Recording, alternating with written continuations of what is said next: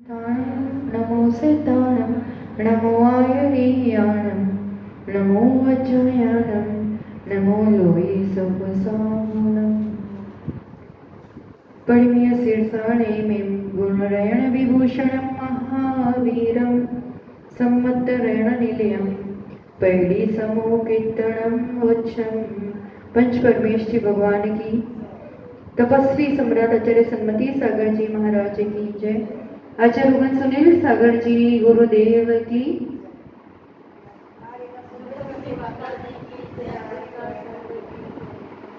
एक बार विद्वत गोष्ठी में ऐसा प्रश्न सामान्य जिज्ञासा हुई कि अपन ये सब इतने बड़े बड़े ग्रंथ पढ़ रहे हैं, घुमरसार, जीव कांड, कर्म कांड, लब्धिसार, त्रिलोकसार आदि, तो इन सबको पढ़ने का लाभ क्या?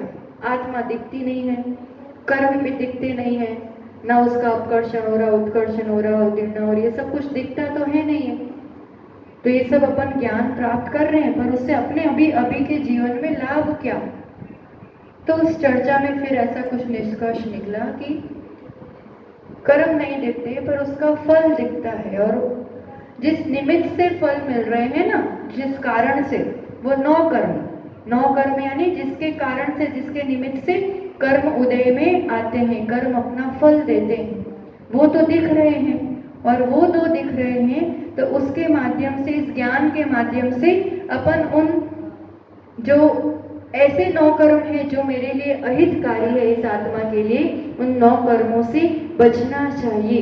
इतना कार्य अपन कर सकते हैं। अभी अपन देख रहे हैं पूरी गुणस्थान की जो व्यवस्था देखी और बंद उदय की, बंद तो कभी हो जाता है, पर जिस समय जिस कर्म का उदय है उस हिसाब से गुणस्थान तय होता है कि वो कहाँ है, किस रूप से। और उसमें भी जो उदय योग्य प्रकृतियां हैं, वो भी उदय, जिस भी कर्म का, जिस भी जीव को उदय होता है ना, वो द्रव्य, क्षेत्र, काल, भाव, इन चारों चीजों को देख करके उदय में आता है। इसलिए उदय थोड़ा बहुत अपने हाथ में भी है। तो इनमें जो सबसे खतरनाक कर्म मिथ्यात्व और जो कषाय है, इन सब के 9 कर्मों से बचना, यानी कुदेव आदि, कुधर्म आदि के, फिर असंयम के जो कारण है, इंद्रिय विषय भोग आदि, इनसे बचना। इन 9 कर्मों से बचेंगे तो इन संबंधी कर्मों के उदय से भी बचेंगे। जैसे 9 कर्म का पूरा विषय आता है अच्छे से, बड़ी गाथाओं के साथ कर्म कांड में, अपन थोड़ा सा अगर शॉर्ट में समझे तो ज्ञानावरण कर्म के लिए, क्योंकि उदय के साथ वो निमित्त पाकर के कर्मों की उदीर्णा होती है। जैसे जरूरी नहीं है कि इसी टाइम तुम्हारा उदय, ऐसा लिखा हुआ था कि टाइम हो गया और अब उदय में आने वाला था, ऐसा कोई जरूरी नहीं है, पर सामने निमित्त पाकर के उस कर्मों की सत्ता तो है ही, इसलिए उदीर्णा हो जाती है। जहां जहां जिस जिस गुणस्थान में अपन ने उदय देखा ना, उन उदय के स्थानों पर उदीर्णा भी कर्मों की बहुत अधिक होती। उसमें अशुभ कर्मों की उदीर्णा से बचना चाहिए, क्योंकि उसमें परिणाम ज्यादा विचलित हो जाते हैं। जैसे ज्ञानावरण कर्म के लिए अपन सोचे तो मति ज्ञान मतलब इंद्रियों से कुछ जाना है, तो फिर वो तो आवरण है, साधारण तो अपन नहीं जान पा रहे, तो वो 9 कर्म बन जाता है। पर शुद्ध ज्ञानावरण जो सबसे मेन है, जिसके माध्यम से ही अपन चिंतन आदि करते हैं, विशेष रूप से समझते, उसके लिए 9 कर्म बताया है। इंद्रिय विषय, जैसे जितना ज्यादा ये टीवी, मोबाइल, ये सब बढ़ रहा है तो हमें लगता है हमारा खूब ज्ञान बढ़ रहा है। ज्ञान बढ़ नहीं रहा है, उससे शुद्ध ज्ञान पर बहुत ज्यादा आवरण आ रहा है। इंद्रिय विषय, फिर अवधि ज्ञान, मनोपरय ज्ञान कहें तो अभी इस काल में ये ज्ञान क्यों नहीं होते हैं? क्योंकि तो देश जाती है और थोड़ी विशुद्धि बढ़ाए तो हो सकता है, पर संक्लेश भाव इसका 9 कर्म है। थोड़ा भी संक्लेश होता है अगर, तो अवधि ज्ञान, मनोपरय ज्ञान नहीं होता है। मतलब आज के काल में अत्यंत ऐसी निर्मल विशुद्धि बहुत दुर्लभ है, कुछ ना कुछ छोटा मोटा संक्लेश चलता रहता है, इसलिए ये ज्ञान नहीं हो पाता। फिर दर्शनावरण में निद्रा है खतरनाक, तो निद्रा ज्यादा आए ऐसे 9 कर्म से बचो। जैसे बहुत भारी मट्ठा या खट्टी चीज या लसन और ऐसे या भारी गरिष्ठ भोजन जिससे नींद आए, ये 9 कर्म हो गई, जिसकी वजह से उस निद्रा कर्म को उदीर्णा होगी और नींद आएगी। फिर मिथ्यात्व आदि में तो है ही कुदेव कुधर्म कुगुरु आदि की सेवा, उनकी मान्यता वालों के साथ संगति करना, उससे अपना मिथ्यात्व पोषण होता है। और अप्रत्याख्यानावरण आदि की बात करें तो अभी तो उसकी उदीर्णा या उसके उदय से बचना है, अगर थोड़ा बहुत संयम जीवन में लाना है तो फिर ऐसे जो शास्त्र हैं या इस टाइप की जो, उसमें सबसे मूल रोल रहता है ऐसे पापियों की या ऐसे अधिक रागी द्वेषी लोगों की संगति से बचो। सम्यक और संयम जीवन में बढ़ाना चाहते हो तो अच्छी संगति, क्योंकि ये मन अभी कैसा है ना, जैसे ट्रांसमीटर होता है ना, जो स्टेशन लगा दिया वो गाने बजने लगते हैं। ऐसे जो निमित्त सामने आ जाता है उसी रूप परिणाम और उसी रूप उदय कर्मों का प्रारंभ हो जाता है। तो इसलिए अगर अपन निमित्तों से ही बचो, जिसके कारण और जिन निमित्तों से परिणाम अच्छे होते हैं वैसे निमित्त बढ़ाओ। अभी लगता है कि छोटे छोटे बच्चे कितना, अपन तो 5वीं 6वीं में भी नहीं जान पाते थे, उतना दूसरे तीसरे 3 साल का बच्चा भी यूं मोबाइल चलाता है और इतना जबरदस्त ज्ञान है, और अपन को लगता है ये तो बड़ी अच्छी बात है। आज की जनरेशन बहुत आगे हो रही है, जनरेशन आगे हो रही है वो तो ठीक, पर इसमें अगर अपन कर्म सिद्धांत रूप से समझे ना तो कहीं ना कहीं ये जो निमित्त उनके सामने लाए जा रहे हैं ना, मोबाइल आदि, टीवी आदि और फैशन और ये आधुनिकता, तो उसके माध्यम से वेदनी और ये आदि जो कर्म है ना उसकी उदीर्णा बहुत ज़्यादा हो रही है। पहले 15 साल 20 साल में भी कोई समझता नहीं था कि रिश्ते क्या होते हैं और किस रूप से। आज 10 साल 12 साल का लड़की भी छोटी उम्र में आज अशुद्धि में होने लगती है, हार्मोन्स ऐसा चेंज होने लगा है। लड़के लड़कियों में छोटी उम्र में ही ऐसी दृष्टि और ऐसे विकार और इस टाइप के रिश्ते बहुत ज्यादा बढ़ गया है। मतलब ये वेदनी आदि कर्मों की उदीर्णा हो रही है, क्योंकि सामने 9 कर्म निमित्त वैसे हैं। इसलिए कर्म सिद्धांत आदि को समझ के, उदय आदि की व्यवस्था समझ के हमें इनसे बचना चाहिए जो हमारे लिए अशुभ है। अशुभ 9 कर्मों से बचो और शुभ 9 कर्मों को निमित्त लाओ, तो फिर उस रूप से उदय भी अपने जीवन में आएगा। मिथ्यात्व के उदय से बचना है। अभी शोभशम सम्यक दृष्टि है, क्या पता कब परिणाम गिरे और सीधा नीचे आ जाए, अपन मिथ्यात्व को उदय हो जाए। शोभशम सम्यक दर्शन को बना करके रखना है और संयम को बना करके रखना है। तो ये बहुत बड़ा पुरुषार्थ है इस काल में, क्योंकि सत्व में सब पड़ा हुआ है। और फिर उदय में किसे आने देना नहीं आने देना ये अपने निमित्त और अपने खुद के परिणामों पर आधार है। तो उसी का देख रहे हैं अपन, किस गुणस्थान तक किसका उदय होता है और कहाँ तक कौन सी प्रकृतियां, कौन से यात्री छूट जाते हैं। पहले गुणस्थान से देखा था, टोटल उदय योग्य प्रकृति कितनी बताई थी? 122। ठीक, 122 में से 5 प्रकृतियों का अनुदय था पहले गुणस्थान में, क्योंकि तीर्थंकर आदि जो सम्यक दर्शन से संबंधित का उदय नहीं होता है। फिर 10 प्रकृतियों का विच्छुद्धि थी। पहले गुणस्थान में कितने प्रकृतियों की विच्छुद्धि थी? 10 में मिथ्यात्व जाएगा और एक इंद्रिय आदि से संबंधित जो कुछ भी, क्योंकि उसके आगे उनका उदय नहीं होता है। ये ज्ञान क्लियर होगा ना कि किस गति का या क्या स्वामी है किस गुणस्थान के, कौन कहाँ होता है, तो फिर उदय का विषय अच्छे से समझ में आएगा। दूसरे गुणस्थान में भी 4 प्रकृतियों की उदय विच्छुद्धि हुई थी, अनंतानुबंधी, बस, है ना। तीसरे गुणस्थान में एक सम्यक मिथ्यात्व, उसका उदय भी उसमें आता है। सम्यक मिथ्या का उदय किस गुणस्थान में होता है? तीसरे में ही होता है। उसके पहले भी अनुदय है और उसके बाद में भी अनुदय है। उदय सिर्फ तीसरे गुणस्थान में। ठीक, फिर चौथा अविरत सम्यक दृष्टि जीव, यानी अपन आप सब श्रावक जिस गुणस्थान में हो, तो उन गुणस्थान में उदय योग्य प्रकृति अपन ने 104 देखी थी। चौथा गुणस्थान उदय योग्य 122 में 104 प्रकृतियां हैं। अनुदय था 18 प्रकृतियों का, है ना, क्योंकि इसमें आनुपूर्वी वगैरह का उदय प्रारंभ हो जाएगा। जन्म और मरण कौन से गुणस्थान में होता है? पहला, दूसरा और चौथा, बस। जन्म अगर होना है मिथ्या दृष्टि का होगा तो पहले में होगा, और सम्यक दृष्टि का होगा तो चौथे गुणस्थान में होगा। कोई संयम के साथ जन्म नहीं लेता है कभी, इनके ऊपर के गुणस्थानों में जन्म नहीं होता है, इसलिए आनुपूर्वी कहाँ तक उदय में आएगी? चौथे तक।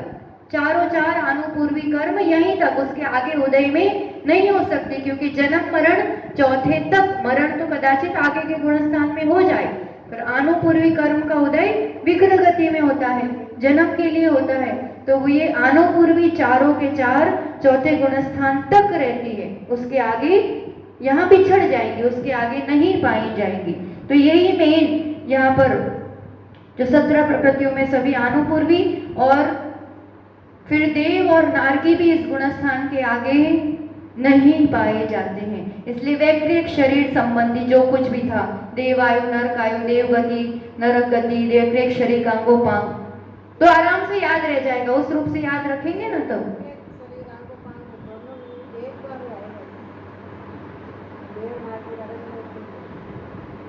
ये तो कर्म प्रकृतियां अलग अलग है ना, वैक्रिक शरीर, वैक्रिक आंगोपांग, देवगति, देवगत्यानुपूर्वी,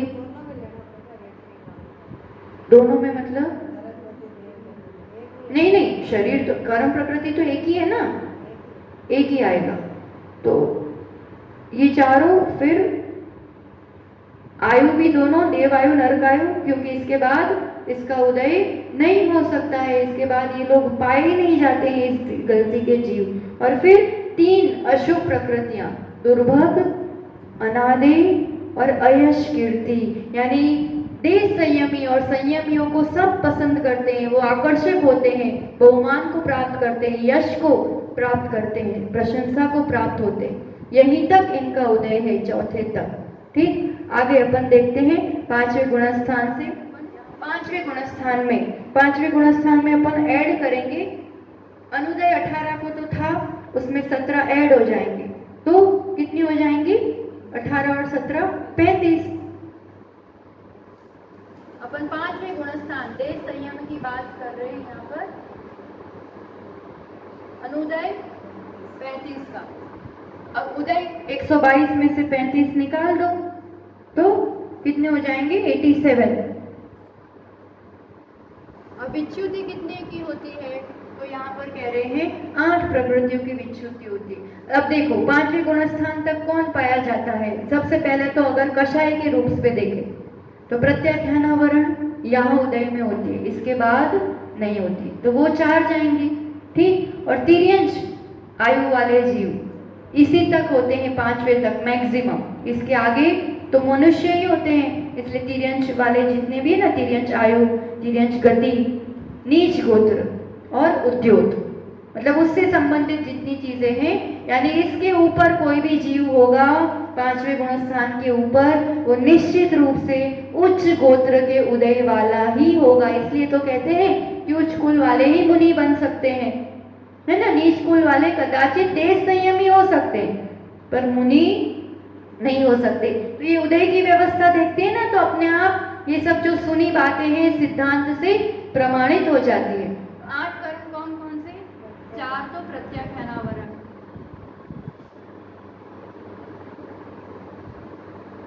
फिर तिर्यंश आयु, तिर्यंश गति, गत्यानुपूर्वी नहीं आएगा यहाँ, गत्यानुपूर्वी पहले में ही आ गया चौथे में, क्योंकि जन्म नहीं होता है यहाँ उसके साथ। फिर उद्योत, उद्योत किस में पाया जाता है? तिर्यंश में, तब तिर्यंश संबंधित सभी खत्म हो जाएगी। और नीच गोत्र, नीच गोत्र नरक में, और तिर्यंश में तो होता ही है नियम से, तो अब इसके बाद नारकी भी नहीं होंगे, तिर्यंश भी नहीं होंगे, और मनुष्य भी अगर होंगे तो उच्च कुल वाले ही मुनि बनते हैं, 6ठे में पहुंचते हैं 7वें में। इसलिए नीच गोत्र का उदय 5वें गुणस्थान के बाद नहीं पाया जाता है।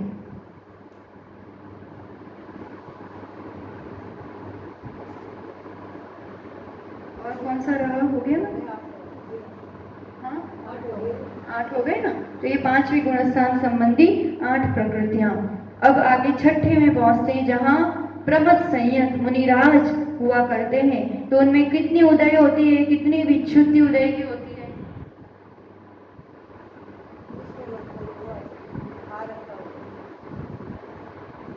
अब 6ठा गुणस्थान, ठीक, 6ठे गुणस्थान में देखो 35 अनुदय थी पहले और 8 की विच्युति हुई, तो 35 और 8 कितनी हो जाएंगी? 35, 5 और 3 43, है ना। अब ये 43 होंगी, पर उसमें 43 में 2 कम होंगी, आहारक द्विक। ठीक, आहारक द्विक का बंध कहाँ हुआ था? 7वें गुणस्थान में। उसका बंध 7वें गुणस्थान में होता है और उदय 6ठे गुणस्थान में होता है। तो यहाँ 35 प्लस 8 करेंगे 43 होंगे और उसमें -2 करेंगे, आहारक संबंधी 2 प्रकृतियां। क्यों? आहारक द्विक का उदय 6ठे में ही होता है, बस 7वें में उदय नहीं होता है उसका, 6ठे गुणस्थान के समय में ही उदय होता है। इसलिए अब यहाँ पर यानी ये कितनी हो गई? 41, है ना। टोटल 41 हुई अनुदय, 41 अनुदय हुई, तो 81 हो जाएंगी उदय में। और ये 6ठे गुणस्थान की बात चल रही है, तो उसमें विच्युति होती है 5 कर्म प्रकृतियों की। अब 5 कौन कौन से? तो सबसे पहले तो आहारक, शरीर, अंगों, इसका मतलब ये 6ठे में ही उदय में आता है और 6ठे के बाद उदय में नहीं पाया जाता है, आहारक शरीर। और 3, अब देखो प्रमथ से अब कहाँ जाना है? अप्रमथ अवस्था में, अप्रमथ अवस्था में जाना है, इसलिए 3 बड़ी निद्राएं, निद्रा निद्रा, प्रचला प्रचला और स्यान गृद्धि, इसका उदय इसके आगे नहीं हो सकता क्योंकि अप्रमथ और फिर श्रेणी चढ़ना है, तो इसलिए यहाँ 3 बड़ी निद्रा।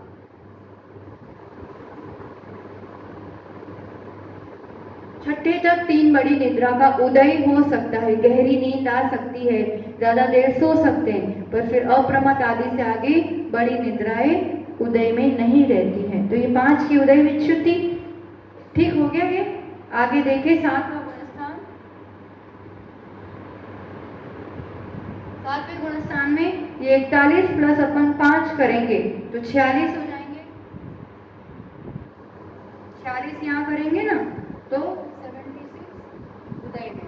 अब उदय विच्युति कितनी की है? तो यहाँ पर 4 की उदय विच्युति होती है। कषाय के हिसाब से देखेंगे अभी, यानी दर्शन मोहनीय के हिसाब से 4 जाती है। सबसे पहला सम्यक प्रकृति, सम्यक प्रकृति इसके बाद उदय में नहीं होती क्योंकि या तो उपशम होता है या क्षय होता है। सम्यक प्रकृति उदय में है तब तक क्षोपशम सम्यक दर्शन है। तो क्षोपशम सम्यक दर्शन, सम्यक का उदय कहाँ से प्रारंभ हुआ था? 4थे गुणस्थान से, और कहाँ तक हो सकता है? 7वें तक। यहाँ के बाद उसकी उदय विच्युति हो जाएगी सम्यक, क्षोपशम अवस्था इसके बाद नहीं होती है। और फिर 3 जो सैनन है ना लास्ट वाले, अर्धनाराज, कीलक और समस्वपाटिका सैनन, क्योंकि 3 नीच या हीन सैनन के साथ श्रेणी नहीं चढ़ी जाती है, इसलिए 3 लास्ट वाले जो सैनन है इनकी उदय विच्युति, यानी इसके बाद उसका उदय नहीं हो सकता।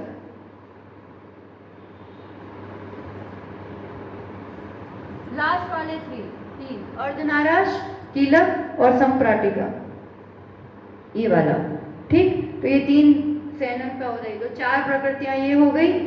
7वें गुणस्थान तक की बात हो गई अपनी। अब श्रेणी आरोहण करेंगे।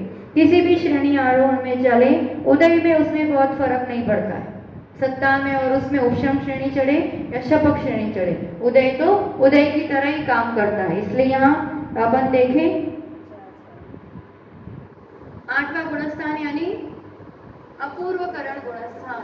अब यहाँ पर अनुदय कितनी प्रकृतियों का हो जाएगा?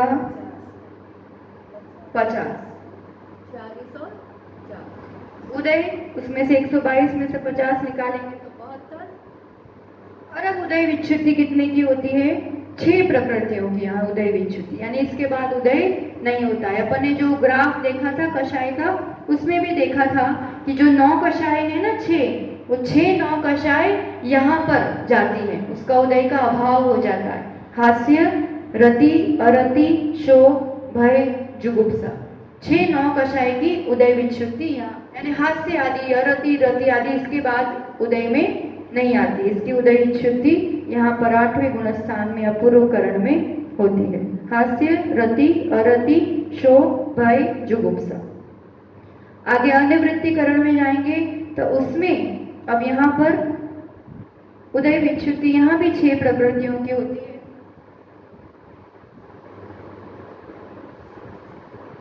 और 50 + 6 करेंगे अपन, यहाँ पर 56 हो जाएंगी। उसमें से और 6 माइनस करेंगे तो 66 हो जाएंगी। और यहाँ भी वापस जो उदय विच्छुत्ति होती है अनिवृत्तिकरण में, वो 6 प्रकृतियों की। अब यहाँ पर 6 बता सकते हो कौन सी प्रकृति की उदय विच्छुत्ति होगी यहाँ पर?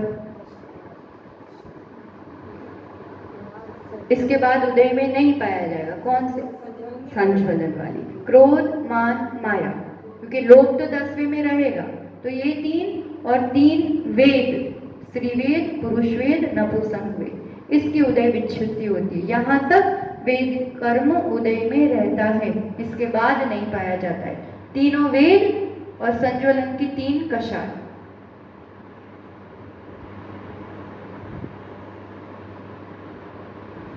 संज्वलन, क्रोध, मान, माया। और 10वें गुणस्थान में, 10वें गुणस्थान में एक जाएगी, सूक्ष्म लोभ यानी संज्वलन लोभ।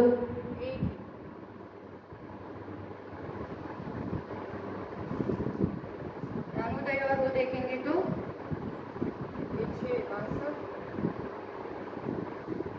10वें गुणस्थान तक पहुंच गए हैं। अब अपन आगे के गुणस्थानों को देखते हैं। यहाँ समझ में आता जाएगा क्योंकि अपन ने गुणस्थान की व्यवस्था पूरी इसी रूप से देखी है ना, मूल्यकरण के हिसाब से। तो सूक्ष्म सांप्राय वाला हो गया। अब उपशांत मोह, उपशांत मोह में अब ये यहाँ पर 60 है, तो एक और अनुदय 62 है ना, अनुदय 62 का है और उसमें एक ऐड हो जाएगी, ये वाली 63 का हो जाएगा और इसमें 59 हो जाएगा। उदय विच्छुत्ति यहाँ पर कितनों की होगी?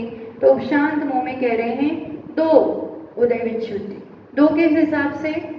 2 सेनन, नाराज और वज्र नाराज सेनन, क्योंकि शपक श्रेणी चढ़ने वाले के वज्र ऋषभ नाराज सेनन ही होता है। 11वां गुणस्थान यानी उपशम श्रेणी चढ़ने वाला ही यहाँ पहुंचेगा ना।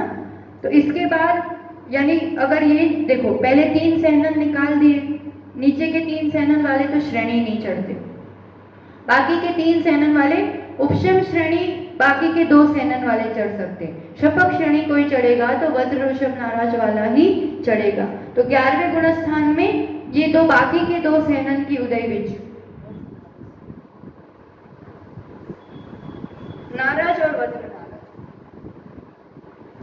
बीच के 2 सेनन, नाराज वज्र नाराज, ये 2 जाएंगी और ये जीव तो गिरेगा। अब 12वें की बात करें तो 10वें से 12वें में पहुंचा। अब ये 63 हो गई ना यहाँ पर, तो यहाँ 65, यहाँ 2 कम करेंगे 57। और 12वें गुणस्थान में सबसे ज्यादा प्रकृतियां भी यहाँ पर जाएंगी, बहुत सारी, और वो है 16 प्रकृतियां। और अपन को ध्यान ही है, मोहनीय जाता है नहीं, अभी किसकी बात चल रही? 12वें की ना, यानी क्षीण मोह की। क्षीण मोह की बात है, तो अब उसको केवल ज्ञान होने ही वाला है, इसलिए ज्ञानावरण की, दर्शनावरण की, अंतराय की, ये सब का उदय विच्छुत्ति यहाँ पर 16 प्रकृति, 5 ज्ञानावरण टोटल। अभी तक 5 जो उदय में थी, अब एक साथ उसकी उदय विच्छुत्ति हो जाएगी।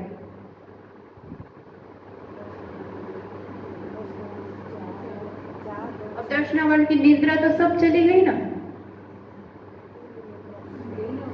निद्रा, निद्रा प्रचला भी यहाँ जाएगी और दर्शनावरण की बाकी 4, इसलिए 3 बड़ी निद्रा गई थी अभी 6ठे गुणस्थान में, बाकी की रही 6, तो 6 यहाँ पर जाती है।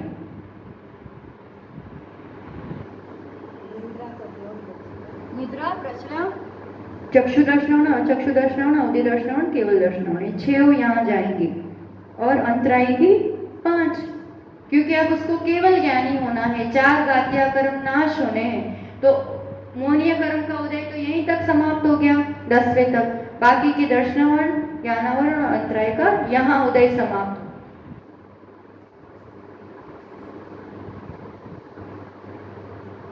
हो गई ना 16, 5 और 5 10 और 6 16। तो ये 16 प्रकृतियों की उदय विच्छुक्ति शीर मोह 12वें गुणस्थान में। अब 13वें गुणस्थान में अघात्य कर्मों का ही उदय पाया जाएगा। और उसमें से कितनी कर्मों का इसमें से ऐड करेंगे? 65 और 16 है ना। 65 और 16 81 होता है। पर अब यहाँ पर एक प्रकृति तीर्थंकर प्रकृति का उदय हो जाएगा कि अभी तक अनुदय चल रहा था उसका। तीर्थंकर में ध्यान रहे, हमें लगता है तीर्थंकर रूप में जन्म ले गए तो तीर्थंकर प्रकृति का उदय उनका चालू हो गया। तब तीर्थंकर प्रकृति का उदय नहीं होता है। तीर्थंकर प्रकृति का तो चौथे से 8वें के 6ठे भाग तक तो बंद ही बंद होता है। ये उनके पूर्व पुण्य के प्रताप से कल्याणक सभी मनाए जाते हैं, गर्भ जन्म तप। पर तीर्थंकर प्रकृति के उदय से समोशरण की रचना और फिर वो जो उपदेश देते हैं ये सब होता है। इसलिए तीर्थंकर प्रकृति का उदय कौन से गुणस्थान में? 13वें गुणस्थान में, 13 और 14। तो यहाँ पर अभी तक अनुदय थी तीर्थंकर प्रकृति, पहले गुणस्थान से अनुदय की गिनती में आ रही है, यहाँ पर अब वो उदय में आए।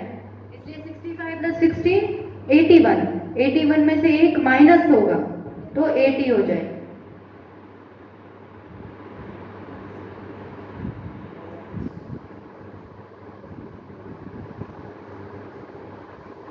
सहयोग केवली गुणस्थान की बात चल रही है। 80 अनुदय, 42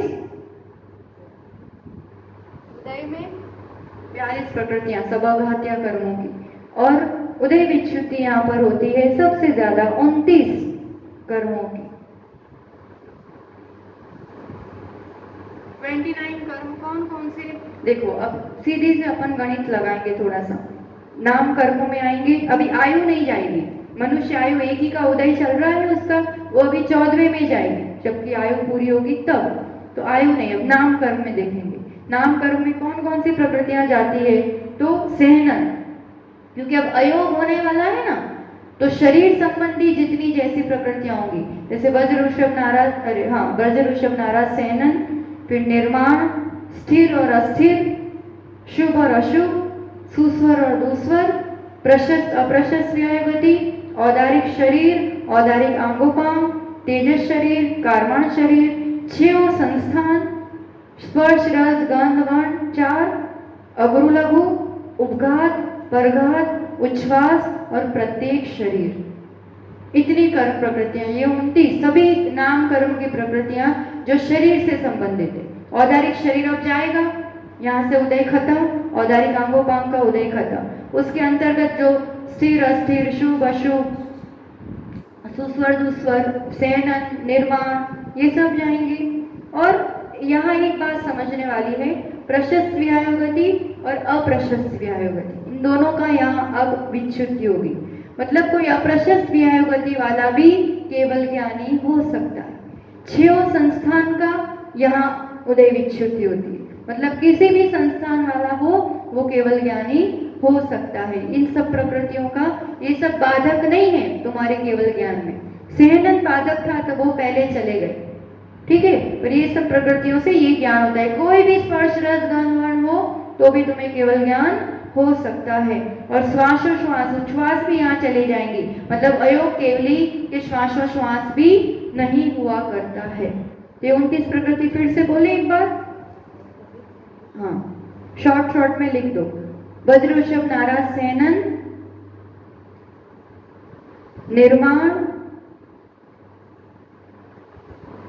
औदारिक शरीर आंगोपांग, तेजस शरीर कार्मण शरीर, प्रशस्त अप्रशस्त व्यायोगति,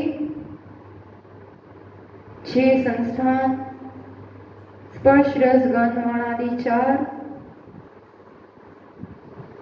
निर्माण लिख लिया? नहीं लिखा है, लिख लिया ना? तो स्थिर अस्थिर, स्थिर अस्थिर, शुभ अशुभ, सुस्वर दुस्वर, सुंदर आंगोपांग नहीं हो ना तो भी मोक्ष हो सकता है, दुस्वर हो तो भी मोक्ष हो सकता है, ये सब किसी कोई दिक्कत नहीं आती। शुभ अशुभ, सुस्वर दुस्वर, विहायुगति लिख ली है ना, औदारिक ये हो गया तेजस कारण। संस्थान 6 लिख लिए, वर्णादि 4, संस्थान 6 लिखे, स्पर्श रस आदि 4, अगुरु लघु, अगुरु लघु, उच्छ्वास, उपघात, परघात और प्रत्येक शरीर, 29 प्रकृतियां हुई। और अब अंतिम गुणस्थान में अपन पहुंचते हैं। जितनी बची होगी अब यहाँ पर वो तो जाने ही जाने वाली है। तो 80 है ना, 80 में अपन ये 29 मिलाएंगे तो 109 हो जाएंगे ना अनुदय।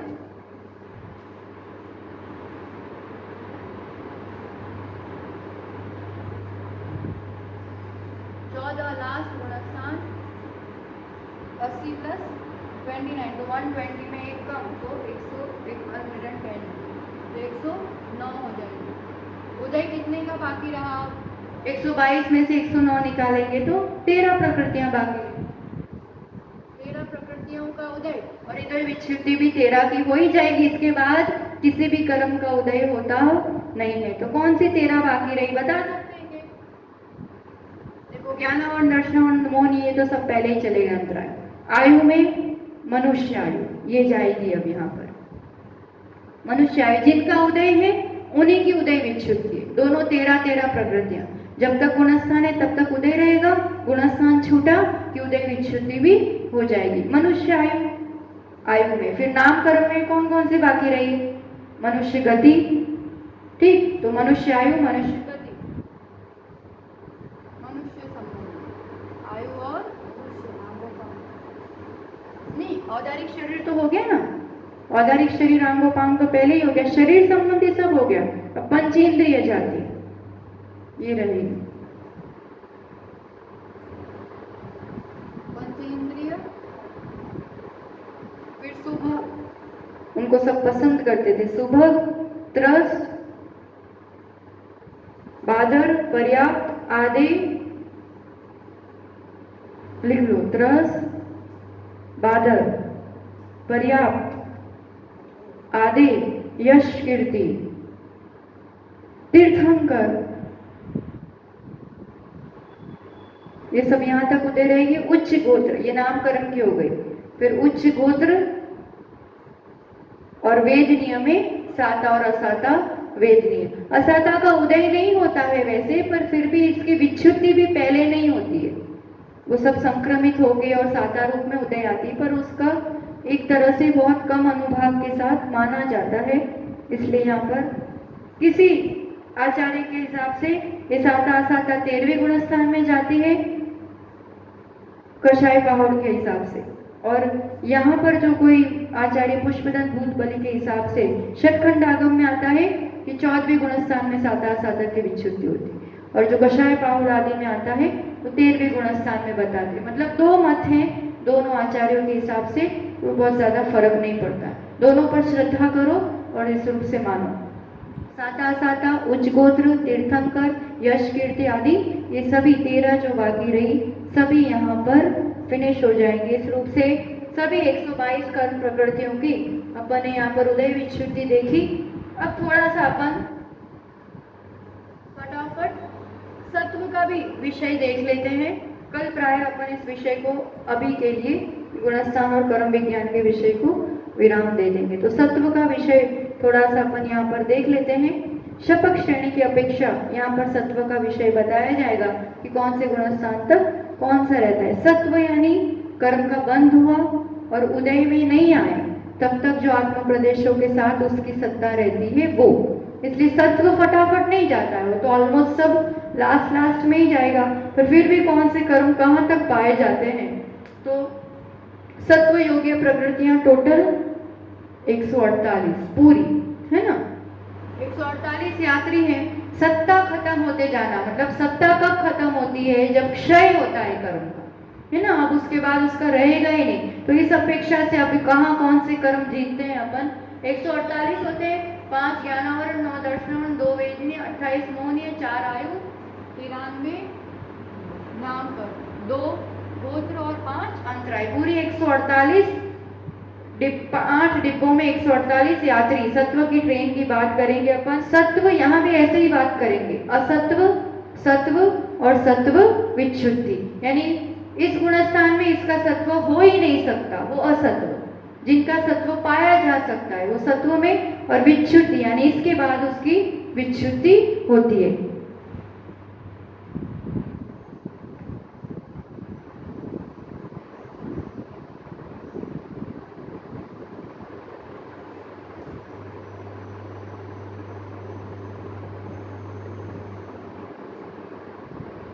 पहला गुणस्थान मिथ्यात्व। मिथ्यात्व गुणस्थान में सत्व कितनों का पाया जा सकता है, सब में से? अब इसमें सत्व संबंधी नियम बहुत सारे हैं, थोड़े अपन समझते हैं। यहाँ पर सत्व होता है पूरी 148 नाना जीवों की अपेक्षा, अलग अलग जीवों की अपेक्षा सभी की सभी इस गुणस्थान में पाई जा सकती है। असत्व 0 का, असत्व विच्छुद्धि भी 0 की, कोई विच्छुद्धि नहीं होती। अब प्रश्न उठेगा कि तीर्थंकर वाली ये प्रकृति कैसे पाई जा सकती है? इसमें एक ही विवक्षा बनती है जो समझने लायक है, पर जब सामान्य बात होती है तो सब विवक्षा को लेकर के बात होती है। तीर्थंकर प्रकृति का बंध सम्यक दृष्टि मनुष्य ही प्रारंभ करता है नियम से, ठीक। और जब वो तीर्थंकर प्रकृति का बंध करता है उसके बाद वो मिथ्यात्व में नहीं ही गिरता है, उसका सम्यक बना रहता है और तीर्थंकर प्रकृति का बंध भी कंटिन्यूस बना रहता है। पर कदाचित कोई ऐसा जीव है जिसने नरकायों का बंध पहले कर लिया है, शोभशम सम्यक दृष्टि जीव है, शायिक नहीं है, शोभशम वाला जीव है, उसने नरकायों का बंध तो सम्यक दर्शन के पहले कर लिया, ठीक, मिथ्यात्व के साथ नरकायों का बंध किया, फिर उसको ऐसा निमित्त मिला और उस जीव ने शोभशम सम्यक दर्शन प्राप्त किया और तीर्थंकर केवली के पादमूल में उसने तीर्थंकर प्रकृति का बंध भी प्रारंभ किया। पर अब जब उसकी मृत्यु होगी तो मृत्यु के समय ये शोभशम सम्यक दर्शन लास्ट अंतर्मुहूर्त के लिए छूट जाएगा, क्योंकि अपन जिस गुणस्थान के साथ आयु बंद करते हैं ना, उसी गुणस्थान में मरण होता है। तो सम्यक उतनी देर के लिए छूट जाएगा और वो अंतर्मुहूर्त के लिए मिथ्यात्व में रहेगा, नरक जाएगा, जन्म लेगा, जन्म के बाद अंतर्मुहूर्त के लिए मिथ्यात्व में रहेगा, फिर तुरंत तो शोभशम सम्यक दर्शन कर लेगा और तीर्थंकर प्रकृति का बंध प्रारंभ कर लेगा। पर उतनी देर के लिए, भले अंतर्मुहूर्त के लिए, 2 अंतर्मुहूर्त के लिए, पर वो मिथ्यात्व में रहा, पर सत्ता तो थी तीर्थंकर की, पहले जो बांधा हुआ है वो सत्व में है।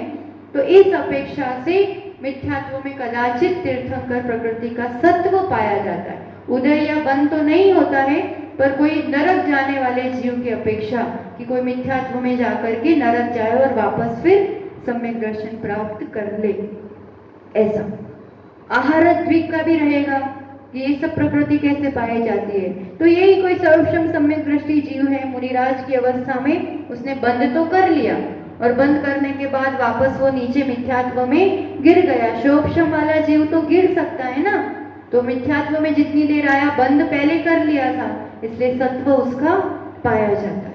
पर एक जीव के आहारद्विक और तीर्थंकर दोनों का सत्व एक साथ नहीं पाया जाता। ये सिद्धांतिक नियम है, किसी जीव के तीर्थंकर हो सकता है, किसी जीव के आहारद्विक, दोनों एक साथ किसी एक जीव को नहीं। तो ये 148 जो बन रही है वो नाना जीवों की अपेक्षा, भिन्न भिन्न जीवों की अपेक्षा, पर इस गुणस्थान में किसी जीव को सभी प्रकृतियों का सत्व हो सकता है। 148 विच्छुद्धि एक भी नहीं है। अब आगे सासादन गुणस्थान, ठीक। सासादन गुणस्थान में असत्व 3 का पाया जाता है। सत्व विच्छुद्धि तो 0 ही है और असत्व 3 है, इसलिए सत्व 145 का। बस इतना समझ लेते हैं अपन। असत्व तीन का, कौन कौन से तीन? तीर्थंकर और आहारक।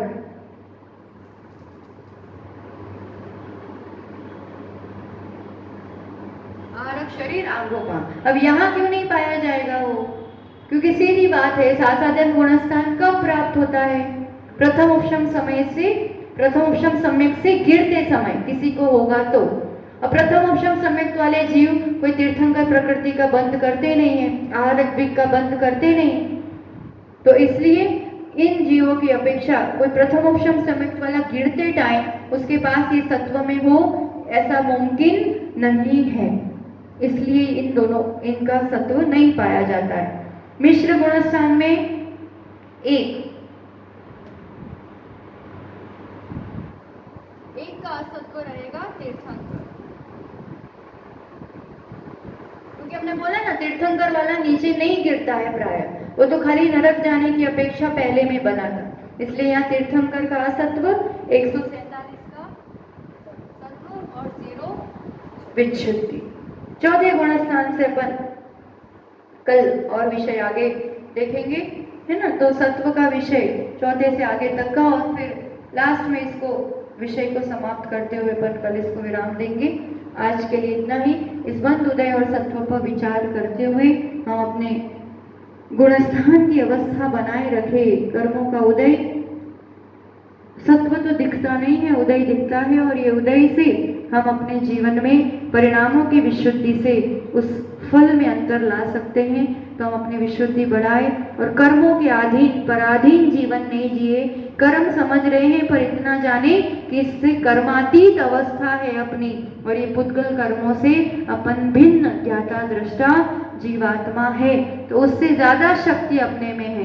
तो कर्मों के उदय से विचलित नहीं हो, संक्लेशित नहीं हो, उससे प्रभावित ना हो करके अपने आत्मा गुणों की और अपनी शक्ति की पहचान करते हुए उस ओर दृष्टि करें, उसी दिव्य मंगल भावना के साथ। जय बोलो आचार्य सुनील सागर जी गुरुदेव की। जिनवाणी के ज्ञान से सूझे लोकालोक, सोवाणी मस्तक नमो सदा देता हूँ दो। हे जिनवाणी भारती तो हे जपो दिन रैन, जो तेरा शरणागले सो पावे सुख चैन। 9 बार नमो करो।